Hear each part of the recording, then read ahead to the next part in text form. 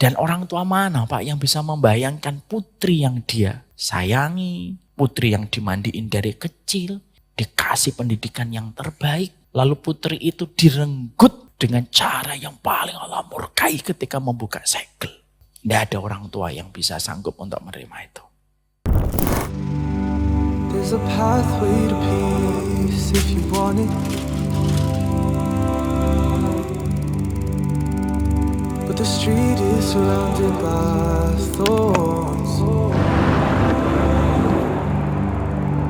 Oh, you'll see and smell roses you think you like. They're only there so you stray from the coast. Chance that I get when I spend it so long. Praying for guidance and hoping He opens my heart. Loving the faithful and up, but I know that you fall. Waiting for long, but I got it. Can't stop it. Won't slow up. Keep walking. We fall down real often. It's all good. Keep folding. Keep falling down. Yeah, every chance that I get when I stand in so love. Praying for guidance and hoping He opens my heart. Loving the faith, feeling up, but I know it'll fall. Hope it isn't for long. Yeah. Said I've been trying to get it right, so I'm steady praying in the night. And I'm staying focused on the prize. All I'm thinking about is paradise. It's only Jannah, got my eyes on. Cause peace is the only thing I want. And so I call out, oh Allah, Allahumma anta salam wa minka salam. It's only Jannah, got my eyes on. Cause peace is the only thing I want. And so I call out, oh Allah, you are peace, my Lord. On my knees, I'm on my knees for you. Anything, and it's anywhere for you. All I need, oh Allah, won't you shower your peace upon me? On my knees, you got me on my knees. Anything, and it's anywhere for you. All I need is you, oh Allah.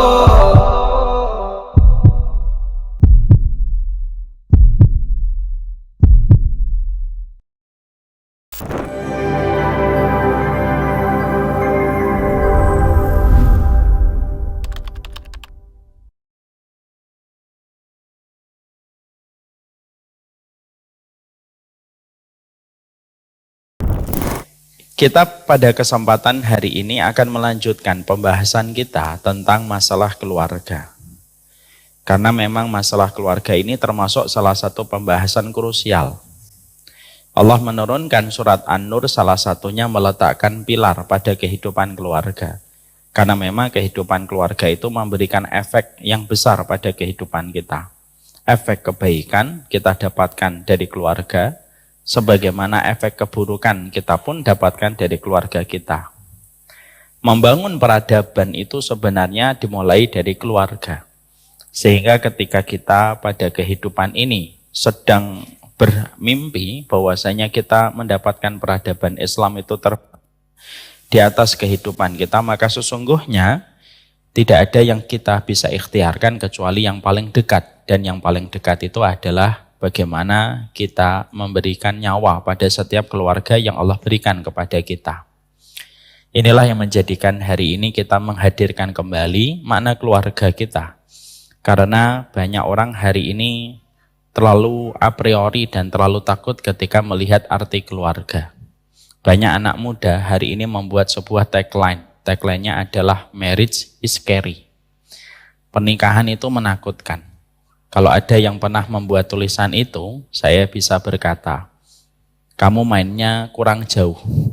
Karena sesungguhnya banyak orang yang bahagia sekali di dalam pernikahan. Coba lihat di rumah sakit. Banyak seorang ibu yang bertahan menemani suaminya. Berbulan-bulan sakit.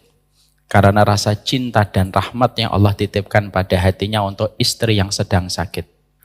Banyak seorang wanita yang rela tidak menikah kembali walaupun suaminya sudah menikah, walaupun suaminya sudah meninggal 10 tahun yang lalu.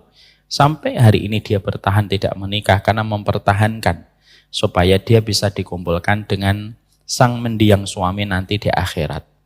Itu memberikan kepada kita bahwasanya pernikahan itu banyak yang bahagia.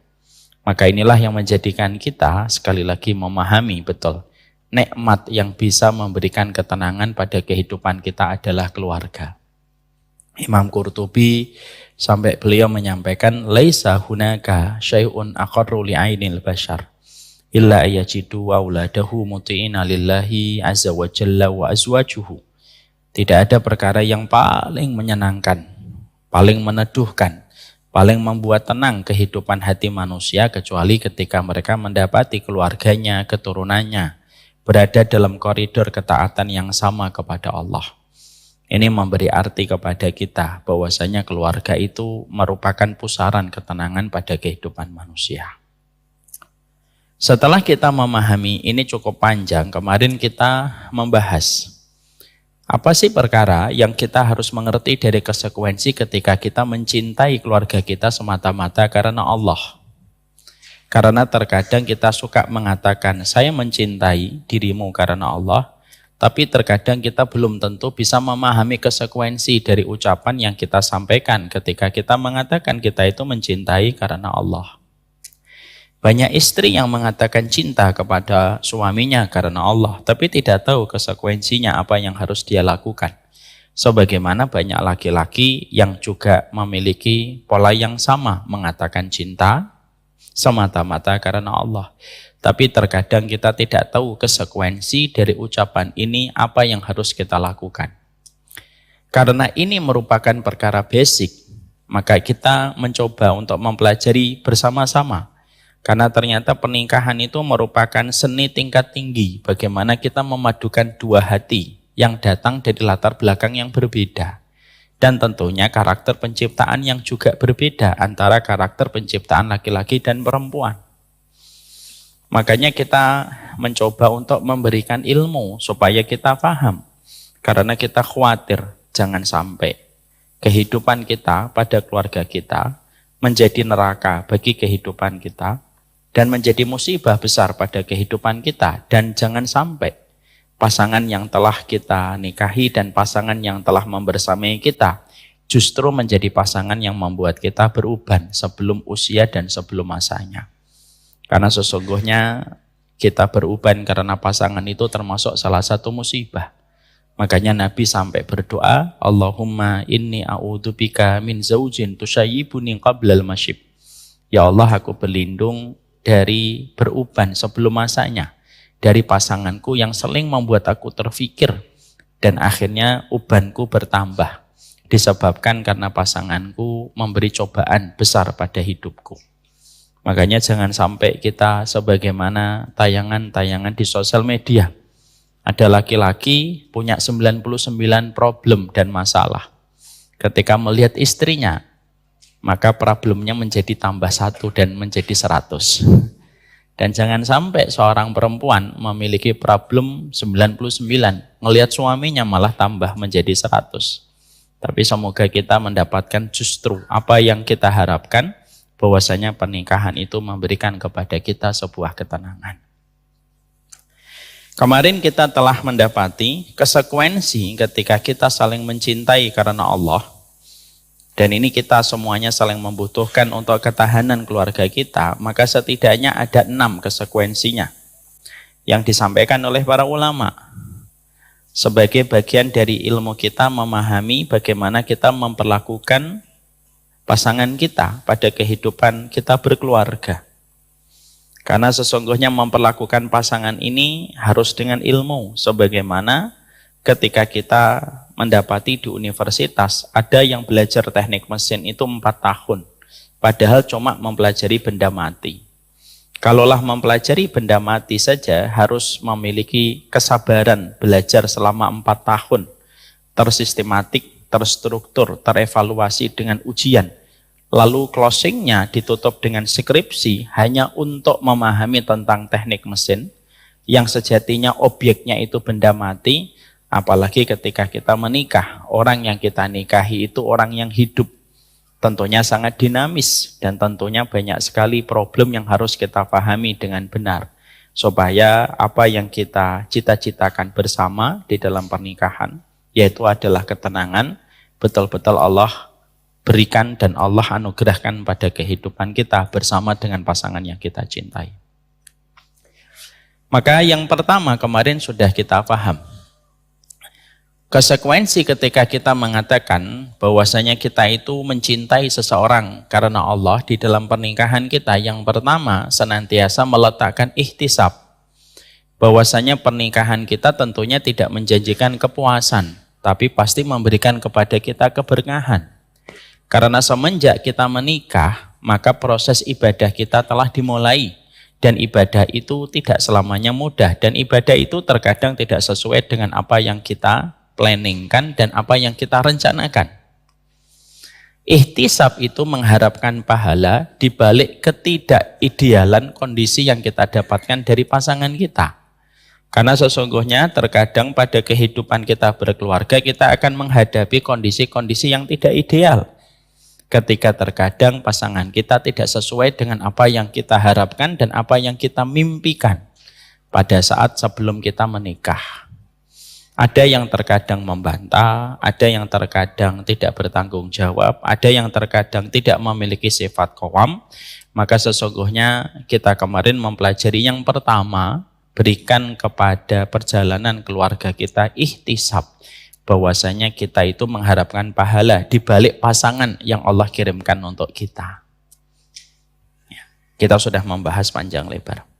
Yang kedua, konsekuensi ketika kita mengatakan cinta kepada Allah Subhanahu wa taala, yaitu ketika kita senantiasa berlapang dada. Lalu kita tidak mudah untuk menahan ridhonya seorang laki-laki kepada istrinya.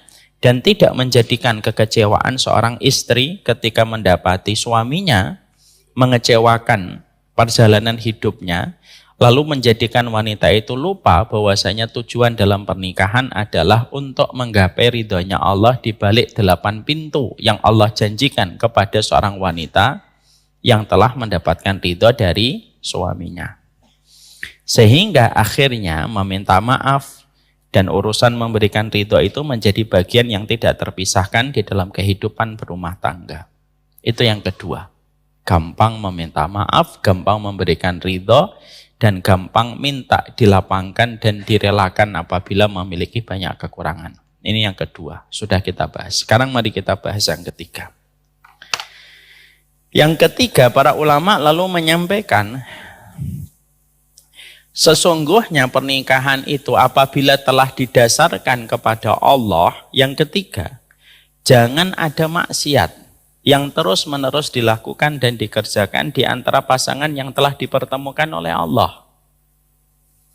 Karena pada setiap kemaksiatan dan dosa yang dilakukan ketika seseorang itu telah menikah, maka kemaksiatan dan dosa itulah yang akan membuat rusak pada kehidupan keluarga itu.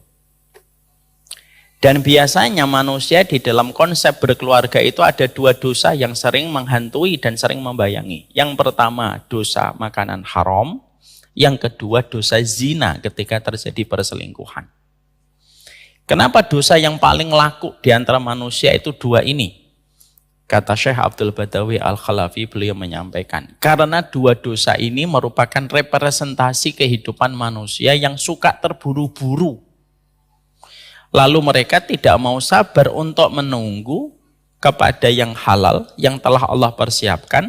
Maka manusia yang suka terburu-buru, biasanya mereka itu akan menempuh jalan pintas untuk mendapatkan apa yang mereka mau. Terjadilah perkara riba, ketika perkara riba itu menjanjikan secara prematur barang yang kita inginkan. Yang kedua, terjadinya perzinahan di dalam perselingkuhan pada konsep keluarga. Makanya kita bedah dulu yang nomor 1. Makanya kalau ada seseorang di dalam pernikahan, kalau sudah menikah, salah satu hal paling penting itu memastikan Tidak ada satu alur, satu rupiah pun ataupun satu dinar, kecuali dia menjadi laki-laki yang paling bertanggung jawab terhadap perputaran setiap satu rupiah itu. Dan tidak ada satu bendahara di dalam rumah tangga yang bernama istri, kecuali dia paling waspada terhadap setiap masuknya harta yang mereka peroleh setiap mereka itu menikah. Karena harta yang haram yang berputar pada setiap keluarga itu kayak tumbal yang diminta dukun ketika ada korban yang datang meminta pesugihan. Jadi kalau ada orang datang ke dukun minta pesugihan, itu selalu dukunnya meminta tumbal. Maka sesungguhnya kata Imam Ibnu Qayyim, harta haram itu selalu meminta korban. Dan salah satu korban yang paling dekat di dalam kehidupan harta yang haram itu apa? Kehidupan, ketenangan pada kehidupan keluarga itu akan hilang. Seiring dengan nikmat haram yang datang, seiring pada harta haram yang mereka peroleh, seiring pula Allah menjauhkan mereka dari cahaya. Dan ketika keluarga itu jauh dari cahaya, keluarga itu akan sering berbenturan. Karena keluarga itu sudah gelap, karena cahaya tidak bisa disatukan dengan harta yang haram. Tidak bisa. Fa inna ilmallah nur. Yang namanya kebenaran dan ilmunya Allah itu cahaya. Harta yang haram itu memadamkan cahaya. Dia dhulumat. Dan tidaklah satu keluarga yang mereka menjaga hartanya kecuali Allah memberikan kepada mereka, Allah memberikan kepada mereka pelita dan cahaya. Ketika ada cahaya, semuanya akan tahu bagaimana jalannya, bagaimana jalan turunannya, bagaimana tangganya, semuanya kelihatan. Tapi ketika harta haram itu sudah masuk pada satu keluarga, maka cahaya itu akan menyingkir. Dan ketika cahaya itu menyingkir, keluarga itu gelap. Dan ketika gelap, maka mereka akan saling berbenturan satu dengan yang lainnya dan menyebabkan banyak pertikaian dan pertengkaran.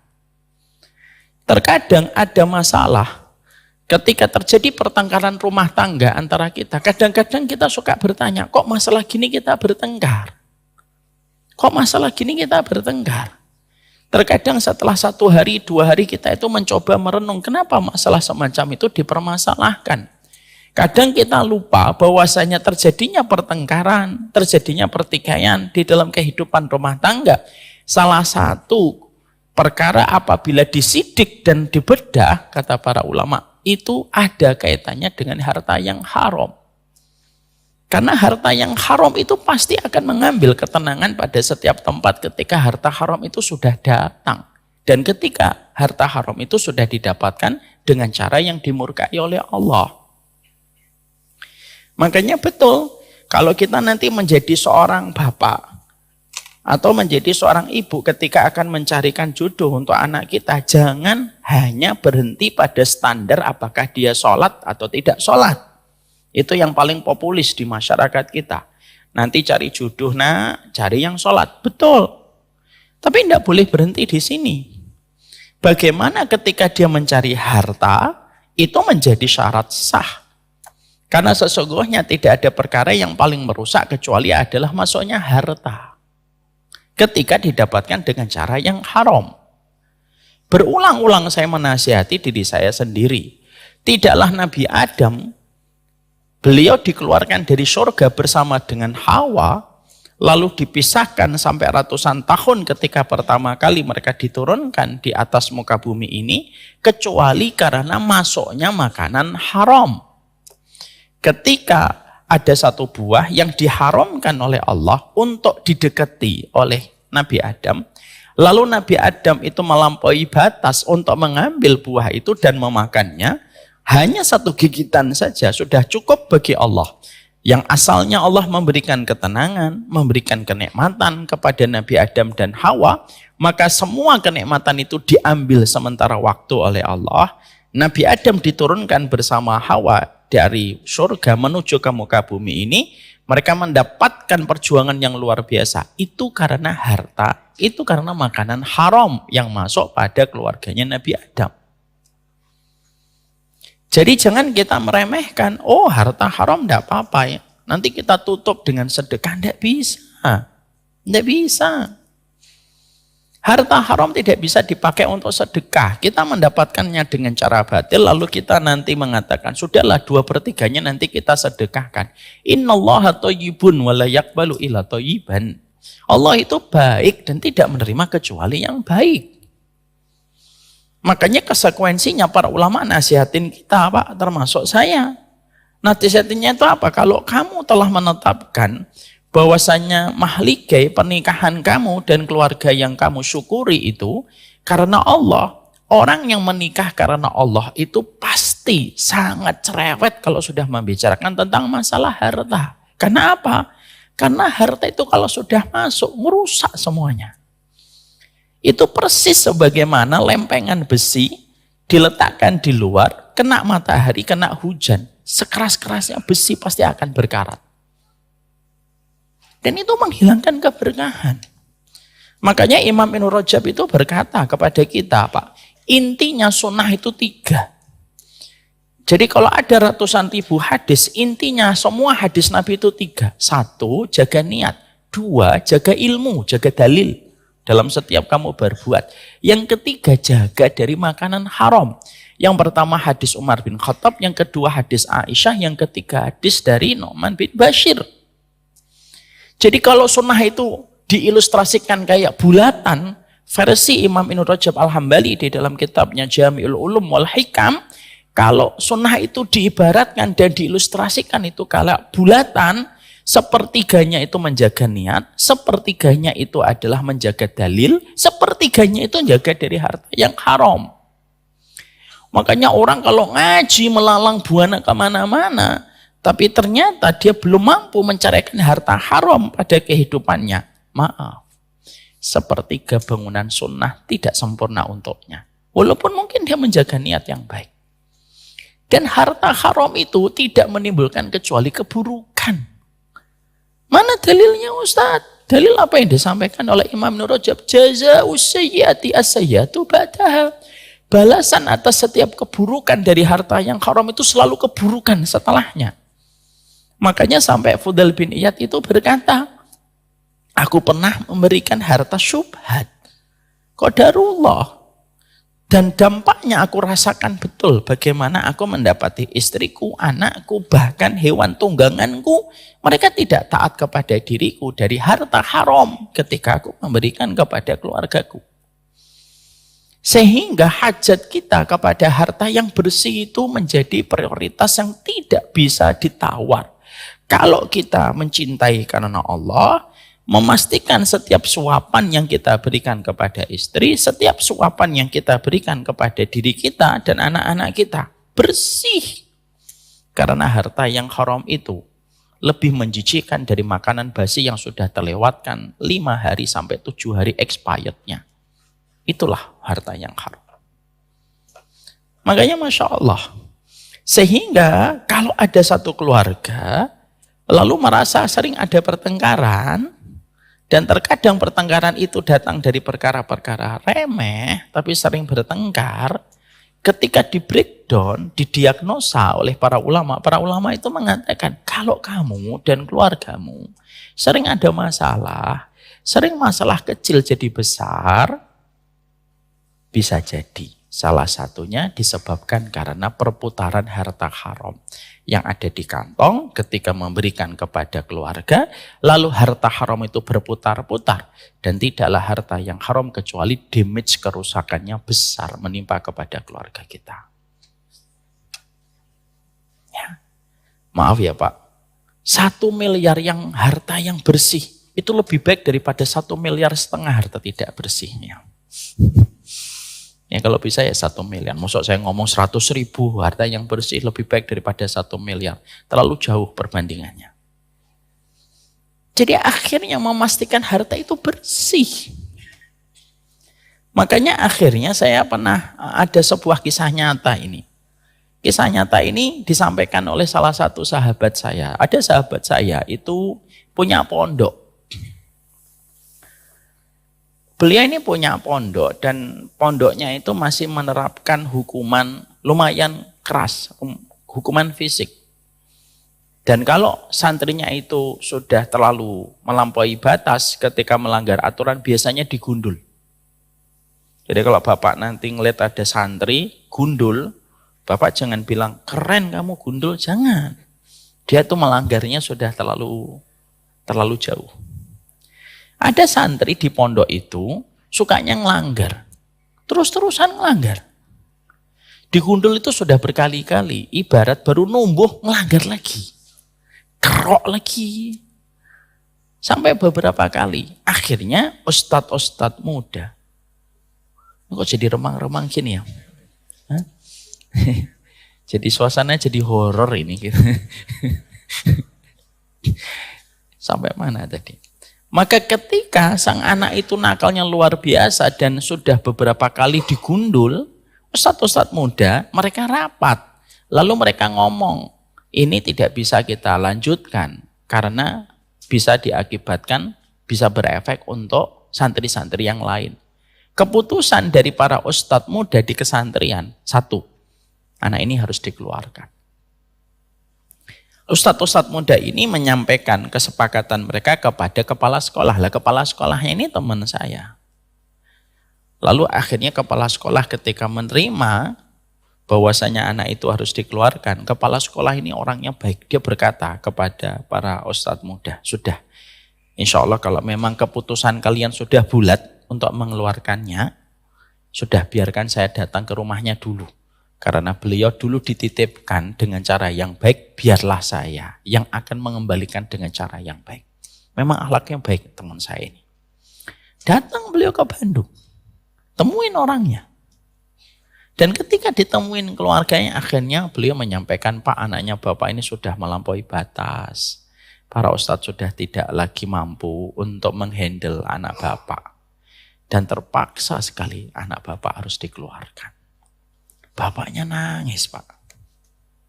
Bapaknya nangis, Ustadz. Beliau cerita ke saya, bapaknya nangis.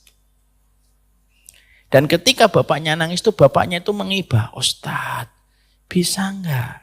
Enggak usah dikeluarkan. Jangan sampai saya tidak punya harapan untuk anak saya. Maka beliau sebagai seorang ustadz, kepala sekolah, hatinya mengibah. Ketika mengibah, tiba-tiba beliau itu penasaran untuk tanya, maaf Pak, pekerjaan Bapak apa? Kok saya lupa ya dulu pas interview ya, pekerjaan Bapak apa? Maka pada saat itu jawabannya keluar. Ternyata beliau profesinya berkaitan dengan langsung kepala sekolah ini berkata kepada beliau, Pak, maaf ya Pak. Gini aja, win-win solutionnya. Bapak dan saya sama-sama berikhtiar. Saya akan mencoba untuk menyabarkan hati saya dan para ustadz mendidik anak Bapak. Tapi satu permintaan kami. Bapak mau enggak memperbaiki cara Bapak mendapatkan rezeki? Karena saya khawatir. Anak Bapak semacam ini ada kaitannya dengan harta yang disuapkan ke mulutnya.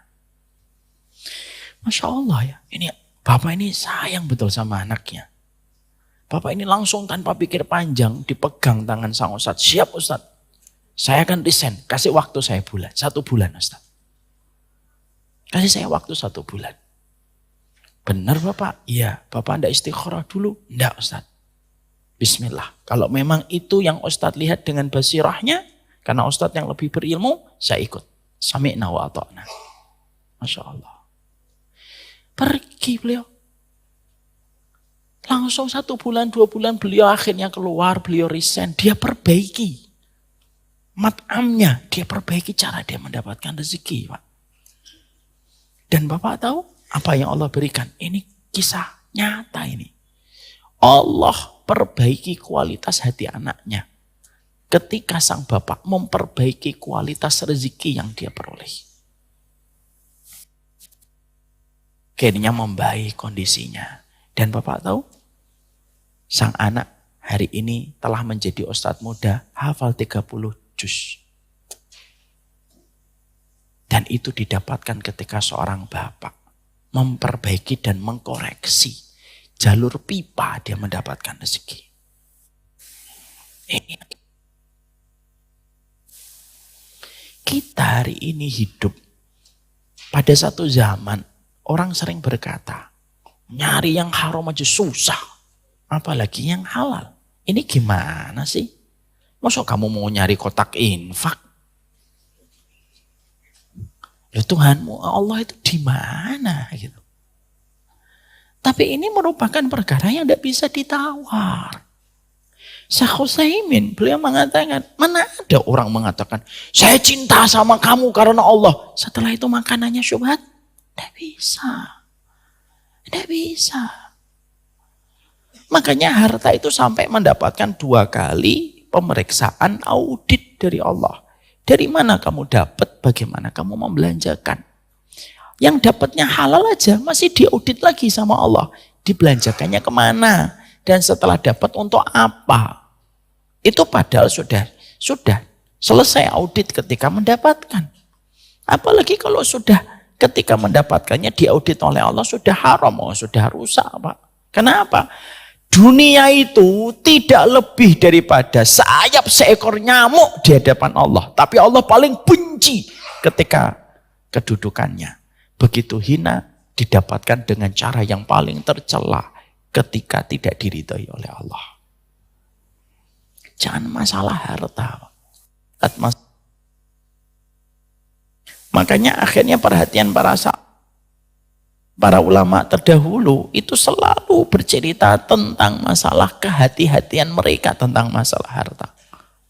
Saya pernah mendapati ada seorang tabi'in namanya Fudail Pak, duduk. Beliau ini duduk di satu tempat menunggu sahabatnya. Setelah dia ketemu dengan sahabatnya, dia itu membawa uang 5 dirham, di kantongnya 5 dirham. Lalu ketemu temannya, lalu dia pergi. Baru jalan kira-kira beberapa ratus langkah, dia merogoh kantongnya. Loh, bolong. Dia nggak langsung marah, ini istriku enggak jahit, enggak. Dia langsung, loh 5 dirhamnya mana? Kira-kira pikiran kita kemana dia pasti mencari? Ke tempat dia duduk. Dan ketika dia balik Pak, di tempat duduknya tadi ketika menunggu sahabatnya, di situ ada 5 dirham. Di situ ada 5 dirham. Kalau kita ngambil atau tidak ngambil? Ngambil. Kita ngomongnya apa? Alhamdulillah masih ada. Kita Pak, beliau enggak Pak. Beliau balik ada 5 dirham, ketika akan diambil, tiba-tiba beliau khawatir. Jangan-jangan setelah saya ada yang duduk di sini, lalu juga bolong celananya, dan ternyata bekal dari rumahnya juga 5 dirham. Dan saya khawatir itu bukan 5 dirham saya. Udahlah, lebih baik saya kehilangan 5 dirham daripada 5 dirham itu mengancam kehidupan akhiratku. Ditinggal Pak. Ketika kita membaca kisah itu bukan masalah 5 dirham. 5 dirhamnya sih murah Pak. 5 dirham itu ya sekitar 400.000 atau 300.000 hari ini. Tapi masalahnya itu kenapa ada orang begitu peduli tentang masalah harta. Sehati-hati itu kepada harta itu. Karena dia paham. Bagaimana harta itu dari hulu sampai hilirnya itu kalau sudah masuk, apa yang akan dirusak oleh harta itu. Jadi kalau harta itu sudah masuk, semua yang dilewati itu jalurnya rusak Pak. Sebagaimana kalau lemak masuk ke urat dan pembuluh darah, orang yang sudah sepuh Pak, lemak itu akan nempel, ngerusak pembuluhnya. Bisa mampet, terjadi stroke dan lain sebagainya. Harta haram itu semacam itu. Makanya akhirnya kalau kita mendapati anak kita suka bantah, kata para ulama, jangan buru-buru nyalahin. Cek dulu, diaudit dulu hartamu. Jangan-jangan kamu tidak pernah mengaudit hartamu, lalu kamu tidak pernah tahu bahwasanya hartamu telah bercampur dengan sesuatu yang haram. Lalu ketika haram masuk ke dalam tubuh anakmu, dimakan, membentuk daging, dan ketika daging itu terbentuk dari yang haram, setiap panggilan kebaikan ditolak sama daging yang terbentuk pada sesuatu yang haram. Masalah harta itu sedetail itu Pak. Makanya akhirnya Konsekuensi ketika mencintai Allah itu memastikan harta haram itu tidak masuk, apalagi riba. Sudahlah Pak, kalau memang harta itu, mobil itu, rumah itu milik kita, miliknya bapak, miliknya ibu, enggak usah pakai yang riba. Demi Allah, itu kalau memang milikmu pasti datang. Tapi kalau enggak milikmu, walaupun kamu cicil sampai 20 tahun, kalau memang bukan milikmu, pasti kamu akan lepas. Karena Rasulullah itu mengatakan kepada kita itu apa? Sesungguhnya janganlah lambatnya rezeki yang datang kepada dirimu menjadikan kamu tuh memotong kompas dengan cara yang haram. Jangan pakai riba, Pak. Ya kita punya, kita beli. Gak punya, ya kita nabung kalau memang itu kebaikan. Tapi kalau memang belum ada, sabar. Jangan terburu-buru, karena kalau sudah masuk harta riba, rusak semuanya. Maaf ya Pak, kita tahu tidak, harta riba itu bisa dimanfaatkan atau tidak? Ini pertanyaan Pak, bukan pernyataan. Harta riba itu bisa dimanfaatkan tidak? Siapa yang bisa menjawab bisa, angkat tangan. Bisa, 1, 2, 3, 4. Ada yang mengatakan harta riba tidak bisa dimanfaatkan sama sekali? Ada? Tidak ada. Saya jadi pusing di sini ya Pak Ivan. Harta riba itu Pak, ada dua pendapat para ulama. Sebagian para ulama mengatakan tidak boleh dimanfaatkan. Ustadz, ada orang deposit harta ribanya sampai 2 miliar. Sudah dibiarkan aja. Ini sebagian fatwa loh Pak, ulama yang ngomong, jangan direndahin. Apa itu fatwa, enggak realistik. Udahlah, jangan merasa lebih realistik daripada ulama. Ada memang sebagian ulama itu begitu. Kenapa dibiarkan? Karena harta itu diperangi oleh Allah. Emang mau ngambil, diperangi sama Allah. Kita saja tidak mau mengambil muntahan dari teman kita makanannya. Mosok harta itu diperangi oleh Allah kita ngambil, itu kata ulama sebagian. Sebagian ulama itu mengatakan boleh dimanfaatkan harta riba. Tapi hanya di tempat-tempat yang buruk. Tidak boleh beli karpet, tidak boleh. Tidak boleh bangun lift. Liftnya sudah atau belum ya? Nggak boleh bangun lift. Nggak boleh bangun lift. Nggak boleh untuk makan soto. Kayak malam ini nggak makan soto ya Pak. Nggak boleh makan soto.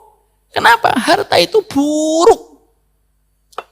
Harus di tempat yang buruk. Mana tempat buruk? Sapi tank.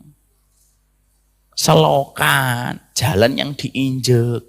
Jalan aja sebagian para ulama nggak memperbolehkan. Kenapa? Jalan itu memberi manfaat.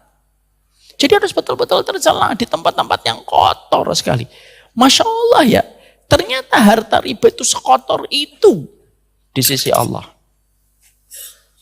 Maka ketika ada satu orang memakan riba masuk pada keluarganya, rusaklah Pak semuanya.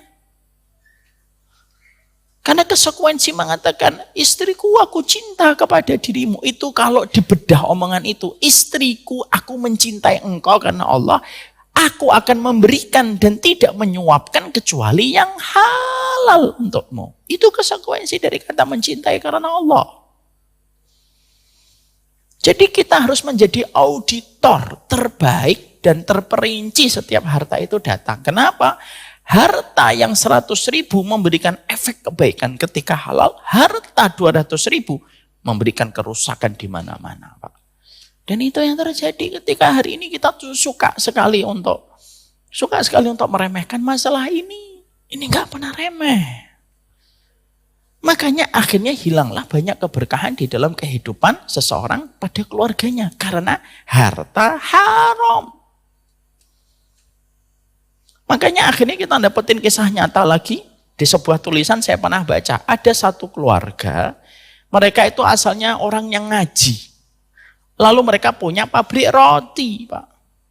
Ngaji kemana-mana itu berdua naik motor, mesra, harmonis, Pak. Rukun.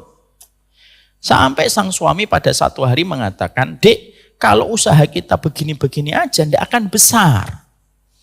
Terus gimana Bang? Kita harus bisa dapat pinjaman supaya bisa membesarkan bisnis kita. Oke, kita besarkan bisnis kita, cari pinjaman. Nggak dapat pinjaman Pak, diuji oleh Allah. Memang terkadang kita itu. Akhirnya sang suami berkata, Dik, ini nggak dapat. Gimana kalau kita dapetin riba aja, lebih cepat? Janganlah Bang, kan kita sudah ngaji Bang. Ya nggak apa-apa, nanti banyak sedekah. Begitu, kadang-kadang setan tuh nggak ngasih nasihatnya gitu. Nggak apa-apa, ambil aja. Setelah itu banyakin sedekah. Akhirnya apa? Akhirnya tergoda. Dapat Pak riba. Lalu rotinya besar. Dan ketika sudah besar bisnisnya, yang mereka kebiasaannya ngaji, jadi jarang ngaji. Apa akhirnya? Terjadilah satu musibah besar pada keluarga itu. Sang suami melakukan dosa yang tidak bisa sang istri memaafkan dosa itu. Kapal itu karam Pak. Dan ketika karam pernikahan mereka, usaha rotinya karena diklaim 2 orang, sang istri merasa punya saham, sang suami juga merasa punya saham, akhirnya dibelah mereknya. Dan ketika menjadi 2, mereka tidak bertahan ketika mendapatkan turbulence. Ambruk usahanya, ambruk bisnisnya bangkrut, keluarganya karam. Dan sang istri itu nulis, dan sempat viral tulisannya. Tulisannya apa? Yang salah bukan mantan suami saya, yang salah adalah ketika kami telah paham riba, tapi kami telah memberanikan diri untuk berani memakai riba itu sampai riba itu merusak semua yang telah kita miliki. Itu harta haram, Pak. Kalau gigitan buah saja bisa menurunkan Nabi Adam dan Hawa dari surga, padahal cuma 1 gigitan. Dan Nabi Adam juga nggak nambah. Nambah dong. Sebelum turun, enggak Pak. Itu 1 gigitan dok sudah mengeluarkan Nabi Adam dari surga. Loh apalagi kalau 1 rupiah, 2 rupiah, 1 juta, 2 juta haram. Gimana pertanggungjawaban pada keluarga itu?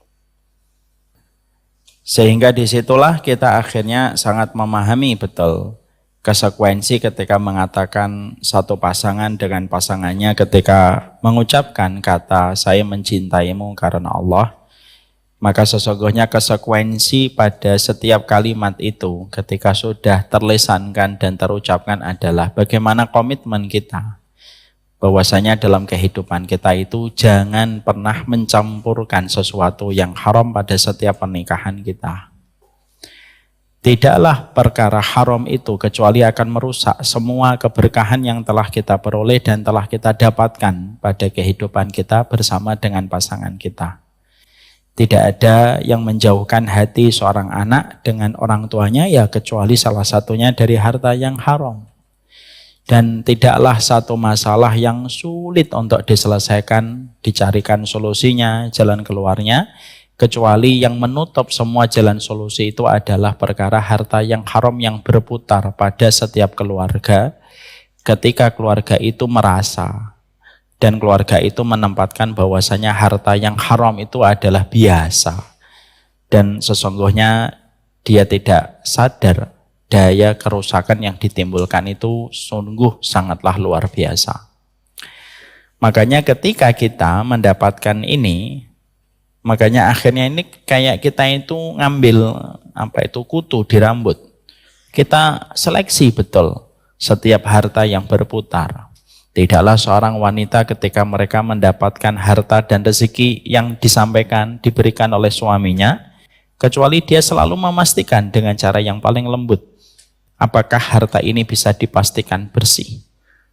Karena sesungguhnya kami kuat apabila kami itu lapar, tetapi kami tidak kuat kalau ujung dari harta ini akan menjebloskan kami ke dalam neraka.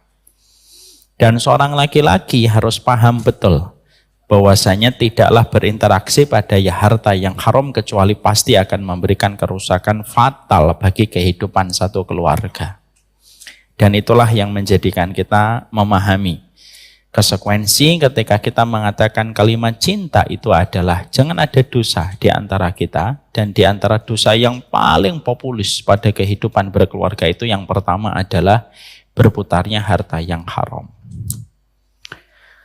Yang kedua, yaitu memastikan tidak ada dosa dan kemaksiatan itu tidak ada perselingkuhan dan tidak ada perzinahan.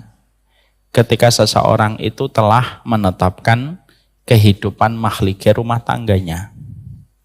Karena salah satu di antara dosa yang beriringan dengan dosa riba itu ya dosa zina. Karena pada dua dosa inilah yang menawarkan sensasi kenikmatan sesaat, memberikan kepuasan, tapi merusak semua yang ditinggalkan. Itu adalah dosa perzinahan pula. Padahal kita paham betul bahwasanya dosa zina itu merupakan salah satu di antara takaran dosa yang sangat dimurkai oleh Allah, itu ya dosa zina. Dan Bapak, Ibu, kalau nanti Bapak dan Ibu memiliki waktu luang, coba dicek. Hadis yang berkaitan tentang gempa selalu ada kaitannya dengan zina. Selalu ada kaitannya dengan zina. Dan sesungguhnya zina itu merupakan salah satu dosa yang meninggalkan bekas. Walaupun pelakunya sudah bertaubat, bekasnya itu tidak bisa dihilangkan. A berzina dengan B, lalu B mengandung C. C perempuan, lahirlah anak perempuan. A dan B taubat dengan taubatan nasuha. C terbentuk sebelum terjadinya pernikahan. C ketika lahir, A dan B sudah bertaubat, sudah ngaji, sudah hijrah. C besar, dan C ketika menikah, walaupun A dan B sudah bertaubat, A tidak bisa menikahkan C. Karena C nasabnya tidak bisa ke A. Anaknya tidak salah, anaknya tetap fitrah, anaknya tetap suci. Yang salah orang tuanya. Makanya nggak boleh kita nyebut anak jadah, anak haram, nggak boleh. Anaknya tetap fitrah, tapi konsekuensinya tetap berjalan. Sang anak itu tidak bisa mengatakan C bin A, tidak bisa. Kenapa? Nasabnya kembali ke tempat tidur yang menjadi saksi terjadinya perzinahan. Dalam bahasa fikih disebutnya waladun lil firash. Anak yang bertumpu kepada tempat tidur terjadinya perzinahan. Ketika C menikah, A tidak bisa menjadi walinya, harus kepada wali hakim. Ketika A meninggal dunia, C tidak bisa mewarisi sebenarnya. Karena konsekuensinya panjang. Walaupun A dan B sudah bertobat kepada Allah. Dosa Pak yang lain itu tidak meninggalkan bekas. Ada orang minum khamr, setelah bertobat tidak bekas. Paling mungkin sakit yang dia mungkin peroleh sebagai bentuk hukuman supaya dia terhapuskan dosanya dengan sakit yang dia derita. Tapi tidak meninggalkan bekas. Tapi dosa zina itu meninggalkan bekas. Karena sesungguhnya dosa yang bisa merusak 4 perkara sekaligus itu hanya zina. Merusak apa? 1, merusak nasab. 2, merusak kehormatan. 3, merusak akal. Dan yang keempat, yaitu merusak akhirat dan agama manusia. Kenapa 4-nya bisa rusak Ustaz? Iya, akal coba kita bedah dulu. Kenapa kok merusak akal? Mana ada akal yang bisa menerima seorang perempuan dibesarkan dengan cinta dan penuh kasih bapak dan ibunya. Lalu tirai kehormatannya dirusak dan dikoyak sama laki-laki. Hatta laki-laki itu belum pernah berkomitmen kepada Allah. Tidak bisa. Perempuan itu makhluk mahal di sisi Allah. Memegangnya harus punya konsekuensi. Menyentuhnya harus dengan tanggung jawab. Siapa yang mengaturnya? Allah. Karena saya dan bapak punya segel dan perempuan punya segel. Dan siapapun yang mencopot segel itu tidak dengan cara yang Allah ridhoi. Berhadapan langsung dengan Allah. Itu zina, Pak. Akal tidak bisa nerima. Nasab rusak, Pak. Kalau perempuan A dan B berzina, B mengandung, nasabnya rusak. Nasabnya rusak. Karena tidak bisa dinisbatkan kepada bapaknya. Bapaknya cuma disebut bapak biologis. Tapi tidak bisa disebut bapak kandung. Kehormatan rusak, Pak. Mana ada laki-laki seorang bapak bisa membayangkan anak yang dia cintai kemudian dizinai sama orang? Tidak bisa. Agama jelas rusak. Karena apa? Satu-satunya dosa yang memberikan nikmat dari rambut sampai ujung jempol itu dosa zina, Pak. Makanya cara untuk mengkafarah dan menebus kenikmatan itu caranya juga luar biasa, tegas dari Allah. Dilempari batu. Kenapa dilempari batu, Ustaz? Mengganti setiap setiap sel, setiap syaraf, setiap darah yang telah mendapatkan konten kenikmatan ketika berzina, mengkafarohi, menebusnya, dilempari batu, karena dengan lemparan batu itu rasa sakit dan perihnya itu menyebar ke seluruh jaringan tubuhnya sebagaimana nikmat jaringan tubuhnya mendapatkan kenikmatan dari zina. Itu zina. Tidak sesederhana yang dipikir orang. Alah, sudah biasa. Bahkan hari ini zina itu sudah diperhalus, Pak, supaya menghilangkan rasa jijik dan rasa muak. Disebutnya apa? Hubungan badan. Disebutnya apa? Hubungan pranikah. Terjadi hubungan badan di area parkir. Kenapa sih nggak ngomong terjadi zina? Kalau memang itu betul-betul zina. Konsekuensinya besar. Makanya kenapa di dalam aturan Islam itu sangat menjaga laki-laki dan perempuan, terutama ketika sudah menikah, ditutup segala cara supaya tidak terjadi perzinahan. Perempuan tidak boleh jalan di depan laki-laki. Kenapa perempuan tidak boleh jawab terlalu lembut untuk laki-laki? Itu semuanya satu untuk menutup rapat dari perzinahan. Kenapa? Zina itu by proses. Dari proses sedikit menjadi besar dan akhirnya terjadinya perzinahan. Nggak ada orang berzina itu langsung zina, Pak. Nggak, by proses pelan-pelan gitu. Dari mata turun, ngobrol, cocok. Mulai untuk berkomunikasi, cocok, ketemu, terus ujungnya zina. Dan Rasulullah dalam satu riwayat Sa'id bin Zubair itu mengatakan dalam sebuah kisah yang panjang dari laki-laki Bani Israel itu apa? Ujungnya itu apa? Zina itu prosesnya panjang. Makanya maaf, Pak, kalau kita sudah mendapati ada laki-laki tua pada umat ini kok berzina, berarti sebaliknya Bapak harus mikir, berarti tinggal nunggu waktu. Anak-anak kecil akan berzina. Karena itu sudah satu klub, Pak. Kalau kita dapetin ada kakek-kakek di daerah Kalaten, Karanganyar atau Kudus atau Demak telah melakukan zina, memperkosa anak tetangga, itu tinggal nunggu waktu. Berarti sebentar lagi ada anak-anak kecil yang nanti akan berzina. Itu sudah takranya gitu. Makanya kan hari ini kita dapetin sampai naudzubillahi min dzalik, kan sampai anak-anak umur 10 tahun sudah terbiasa zina. Naudzubillahi min dzalik. Dan rusaknya itu luar biasa itu. Dan masalah keluarga itu salah satu di antara perkara yang merusak itu apa? Perselingkuhan. Nomor satu itu perselingkuhan. Yang sudah mengakibatkan terjadinya perzinahan. Masya Allah. Lampunya sudah hidup, mari kita akhiri kajian kita. Sehingga akhirnya perzinahan itulah yang merusak, betul. Makanya akhirnya laki-laki itu selalu menutup celah, Pak. Kenapa?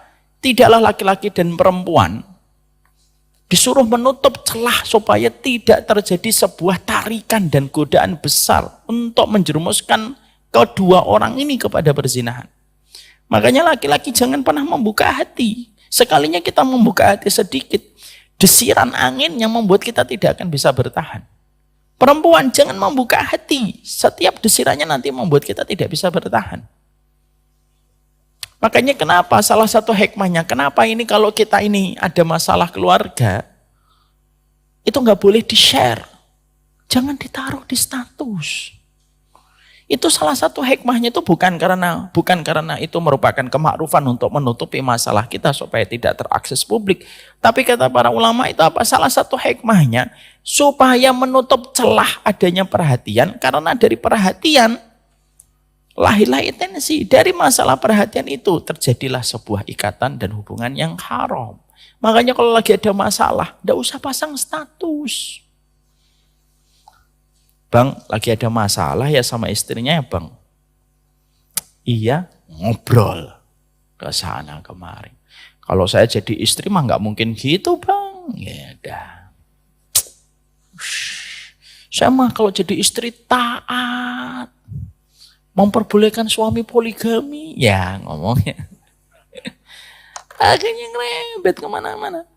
Sebagaimana ketika wanita ada masalah itu ndak usah taruh status.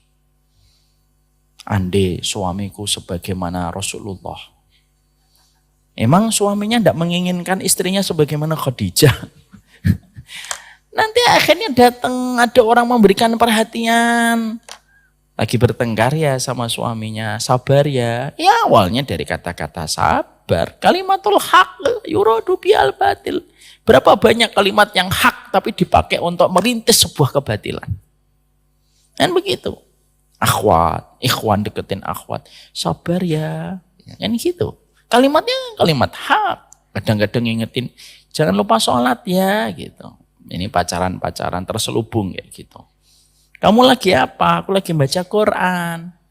Kamu lagi apa? Aku lagi ruku. Gitu kan. Mau lagi ruku coba WhatsApp. Tapi itulah yang sering terjadi. Akhirnya terjadilah itu. Tutup. Pintu-pintunya itu ditutup. Makanya kenapa dalam surat Al-Ahzab perempuan itu suruh meninggikan, menstandarkan suara sana. Tidak boleh merendahkan suaranya. Karena tidak setiap laki-laki yang ada di sampingnya itu memiliki kebersihan hati. Bisa jadi hatinya sakit.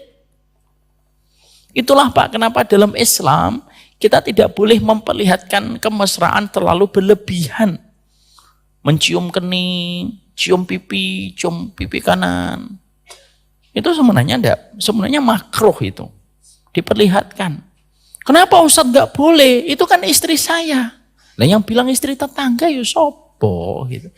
Tapi kenapa kok tetap gak boleh? Makruh hukumnya karena belum tentu orang yang melihat tontonan itu hatinya bersih. Karena tarikan zina itu luar biasa Pak. Makanya sampai para ulama salaf itu mengatakan dan mengkategorikan sampai menyebarkan berita zina itu tidak boleh dalam Islam. Dalam sunnah itu tidak boleh. Misalkan ada seseorang terjebak prostitusi online, itu tidak boleh sebenarnya disiarkan. Kenapa? Karena orang kalau membaca berita yang asalnya hatinya bersih jadi kotor. Oh ternyata artis ini itu bisa dibeli. Terlebih lagi detail lagi beritanya. Telah tertangkap artis inisial Bunga. Dia dengan tarif 25 juta sekali transaksi. Beritanya nyampe ke laki-laki, Pak. Apa yang terjadi? Itulah zina, Pak. Maka orang yang membaca itu kadang mikir, 25 juta mah saya punya. Tuh kan? Itu makanya tidak boleh. Makanya dalam Islam itu siapapun yang menyiarkan berita perzinahan itu ditangkap dalam Islam. Dihukum. Kenapa? Dampaknya itu luar biasa perzinahan itu. Merusaknya itu luar biasa. Baru berita doang itu bisa membuat seseorang itu berfantasi terhadap perkara perzinahan. Karena memang salah satu ujian besar pada kehidupan seorang laki-laki, pada kehidupan umatnya Nabi itu ya kehidupan bagaimana dia mengontrol masalah syahwatnya. Dan itu yang merusak. Makanya maaf ya kalau ada seorang istri atau seorang suami, kok sudah mendapati suaminya berzina, berat sekali itu. Perjalanan istri itu menghabiskan sisa hidupnya bersama laki-laki itu. Pak. Luka itu tidak akan pernah sembuh. Dan kita harus bersabar sebagai pihak laki-laki ketika melakukan itu. Makanya saya sering ditanya, Ustadz, kalau saya punya suami berzina, ketahuan, apakah lebih baik saya cerai atau tidak cerai? Cerai atau tidak cerai, Pak Heban? Maka sesungguhnya kata para ulama dilihat kondisinya. Kalau ada seorang wanita mendapati suaminya berzina, lalu sang laki-laki betul-betul bertaubat, taubatan nasuha, mengikrarkan dirinya untuk kembali sama Allah, menyesal dengan sepenuh hati penyesalan, temani. Karena menemani orang yang kembali kepada Allah itu mendapatkan banyak pahala di sisi Allah. Pegang tangannya, Tangan yang mulia itu tangan yang mengulurkan tangannya kepada hamba supaya tertarik dari kubangan dosa. Itu tangan yang paling mulia. Biarkan tangannya ibu apabila mendapati takdir ini harus terjadi pada keluargamu, biarkan tanganmu mulia. Ulurkan tanganmu kepada suamimu, tariklah dia dari kubangan dosa itu. Selama dia menyatakan tobat dan tidak akan pernah mengulang lagi. Tapi kalau ada seorang laki-laki, dia telah bertaubat, telah melakukan zina dan tidak ada penyesalan sama sekali, sebagian besar ulama, terutama dari kalangan Hanabilah mengatakan, tidak boleh dilanjutkan lagi. Kenapa? Karena tidak hak seorang wanita yang suci berkumpul dengan laki-laki yang tidak mau melepaskan dirinya dari perbuatan zina yang dia kerjakan. Tidak boleh kumpul ini.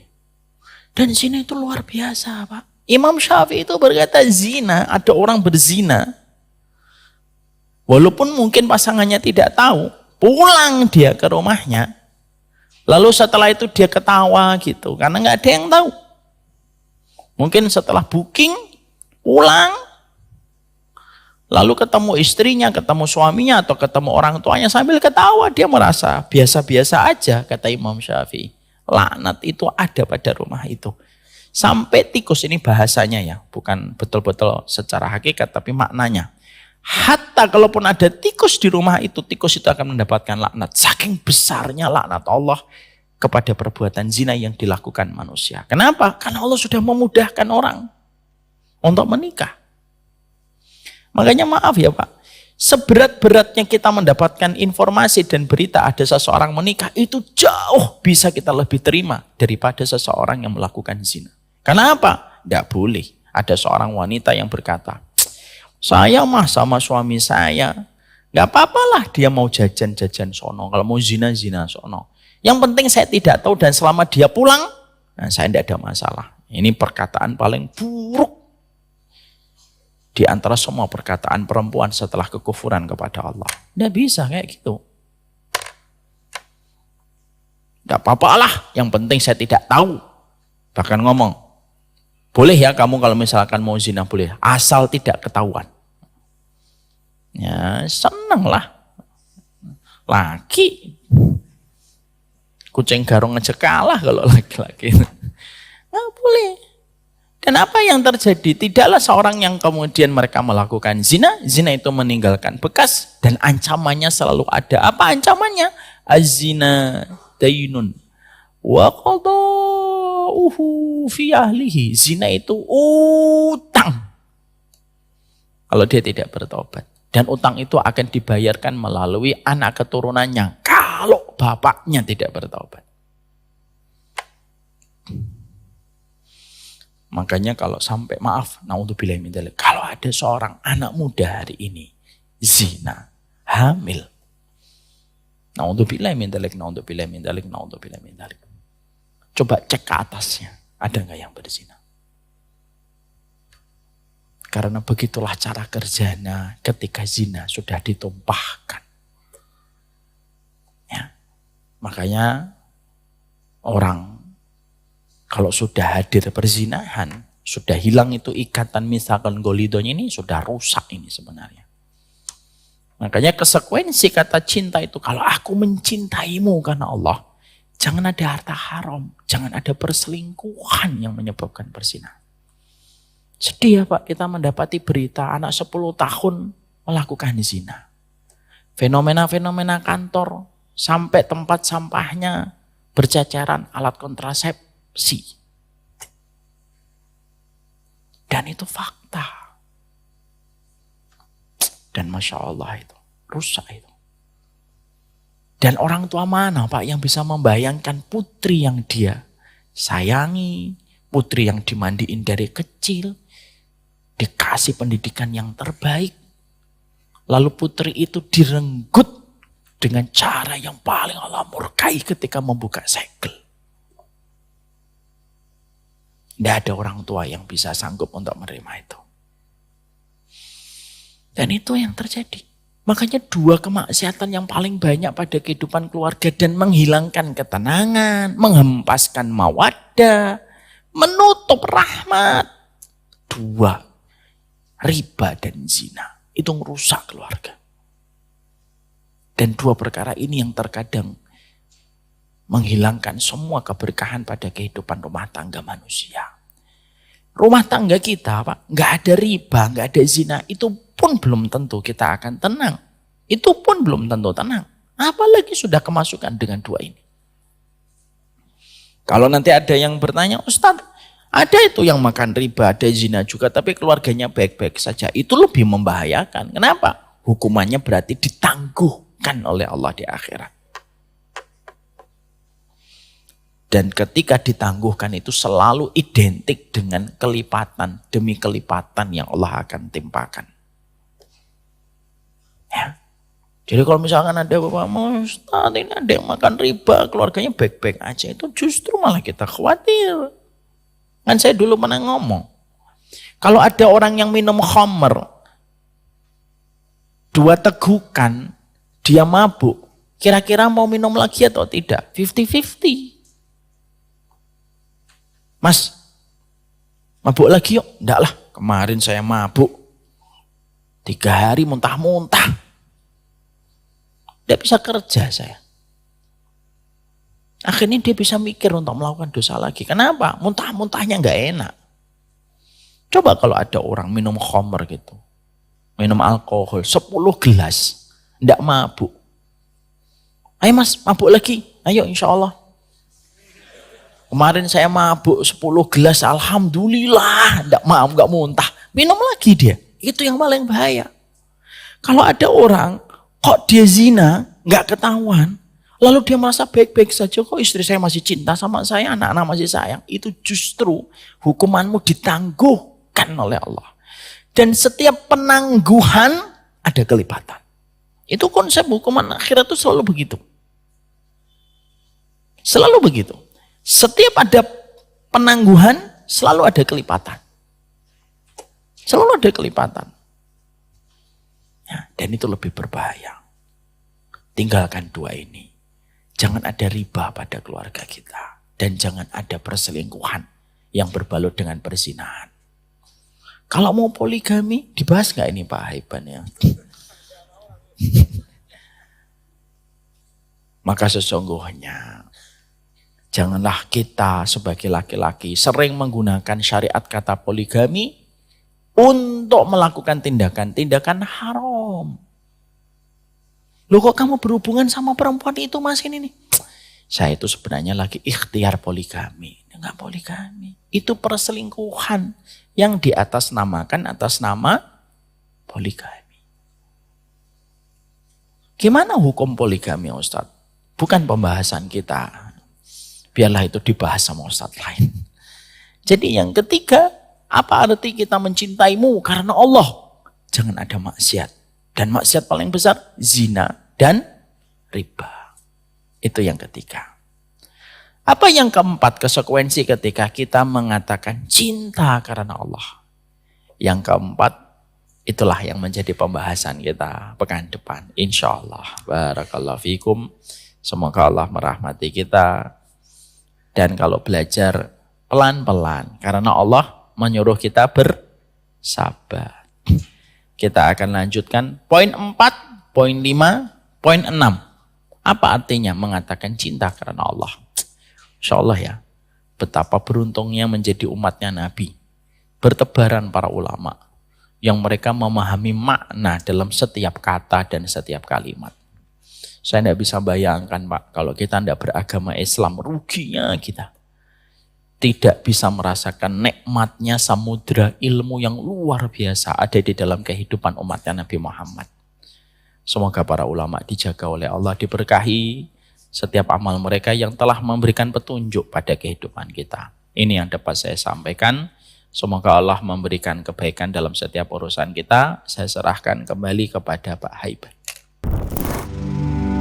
There's a pathway to peace if you want it. But the street is surrounded by thorns.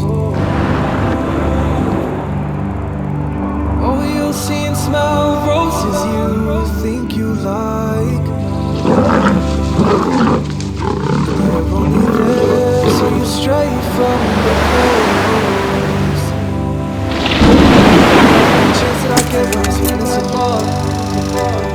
Praying for guidance and hoping He opens my heart. Loving the faithful and up, but I know it will fall. It isn't for long, but I got it. Can't stop it, won't slow up. Keep walking, we fall down real often. It's all good, keep folding, keep falling down. Yeah, every chance that I get when I stand in some love. Praying for guidance and hoping He opens my heart. Loving the faith, feeling up, but I know it'll fall. Hope it isn't for long. Yeah. Said I've been trying to get it right, so I'm steady praying in the night, and I'm staying focused on the prize. All I'm thinking about is paradise. It's only Jannah, got my eyes on, cause peace is the only thing I want. And so I call out, oh Allah, Allahumma anta salam wa minka salam. It's only Jannah, got my eyes on, cause peace is the only thing I want. And so I call out, oh Allah, you are peace, my Lord. I'm on my knees for you, anything, and it's anywhere for you. Oh Allah, won't you shower your peace upon me? On my knees, you got me on my knees, anything, and it's anywhere for you. All I need is you, oh Allah.